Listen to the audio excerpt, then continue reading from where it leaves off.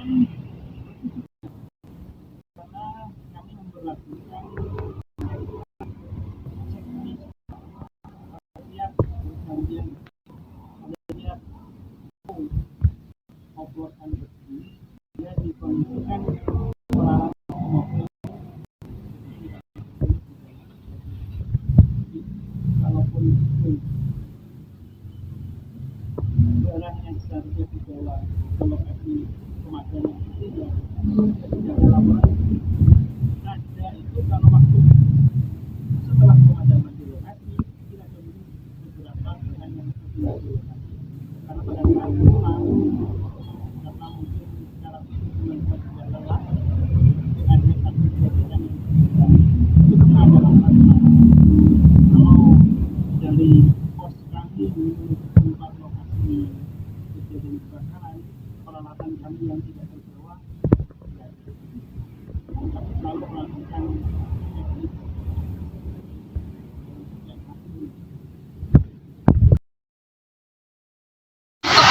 akibat korsleting listrik selama hujan atau masalah lainnya?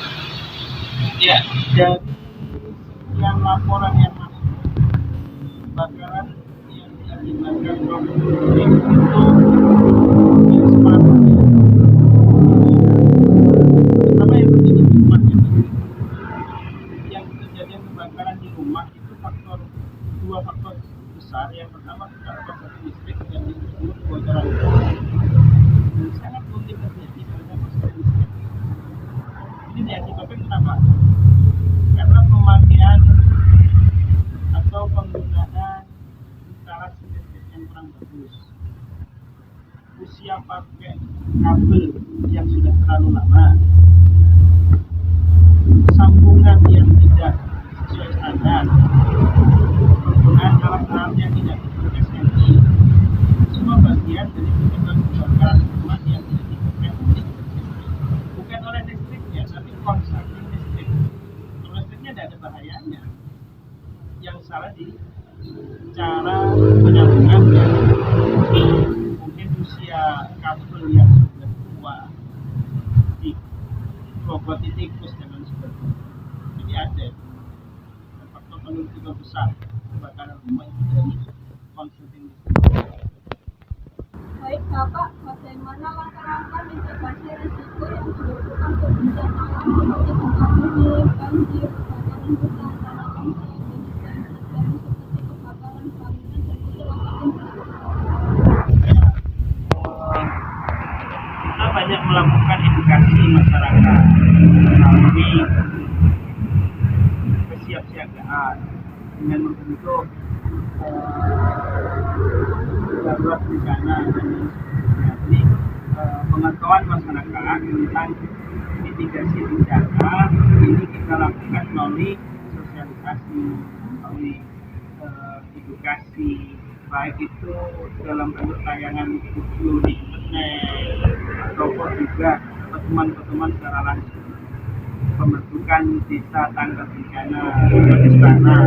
Jadi salah satu yang kita membentuk desa tanggap bencana, melatih masyarakat desa memahami potensi bencana yang ada di sananya, terus bagaimana melakukan tindakan ketika terjadi bencana pasca bencana.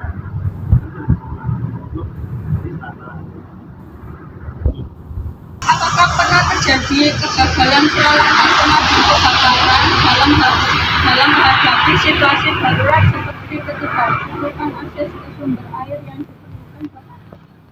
Pernah juga itu kita antisipasi.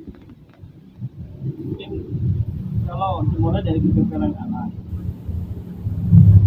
pernah, tapi kami selalu mengantisipasi. Tapi ketika kebakaran itu durasinya panjang, ada satu peristiwa kebakaran itu kita sampai 3-4 hari non-stop. 3-4 hari non-stop, yang namanya mesin yang tidak didesain itu selama itu pasti ada problem. Jadi salah satu solusinya yang mengganti dengan aman di dalam melakukan perbaikan itu. Kalau persoalan air, karena air ini adalah bagian penting dari proses pemadaman. ketersediaan air itu menjadi faktor utama. Meskipun pada setiap berangkat tangki mobil kami terukur, pada saat melakukan tindakan pemadaman lebih dari sekitar 30 menit pasti air berangkat. Maka diperlukan mensuplai air. Bisa dilakukan dengan mengganti armada atau mengisi tank kami dengan namanya kendaraan water supply. Itu supply airnya. Dan prinsip pemadaman itu tidak boleh putus. Kalau putus, maka potensi air api berkembang dalam ini harus kondisi tidak boleh putus. Maka faktor air ini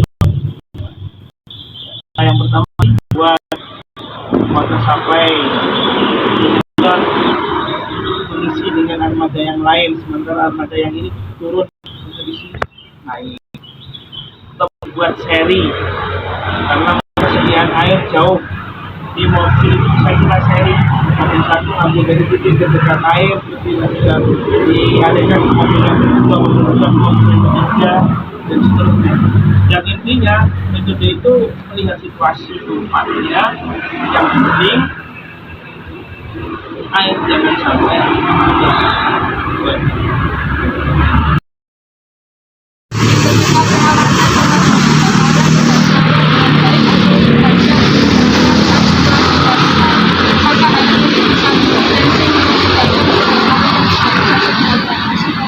Ya, kalau itu tidak dilakukan pasti berpotensi karena ada kegagalan peralatan.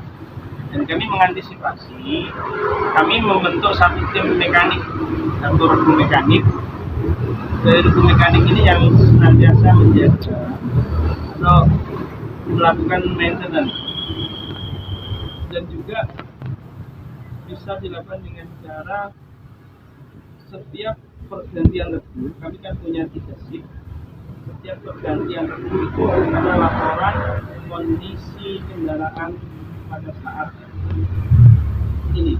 Nanti misalkan ini regu pagi jam 7 sampai jam 2 sama dengan regu berikutnya jam 2 sampai jam 10 malam. Dan jika pergantian regu jam 7 sampai jam 2 mau pergantian regu, itu harus diadakan checklist peralatan dan juga berfungsinya kendaraan. Dari checklist yang diberikan oleh regu pagi itu akan diterima oleh regu 2. Artinya ada checklist ulang dari regu 2, apakah mobil ini atau armada bisa revisi dan juga peralatan sudah tersedia. Jadi itu usaha kami untuk menjaga agar kendaraan kami ready for use, siap untuk digunakan. Itu kemungkinan mungkin terjadi karena meskipun yang namanya mesin pasti ada trouble di saat-saat tertentu.